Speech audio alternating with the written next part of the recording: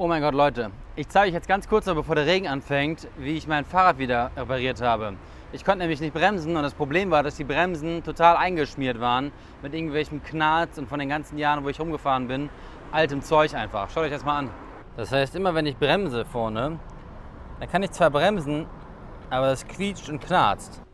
Einfach WD-40 Multifunktionsprodukt nehmen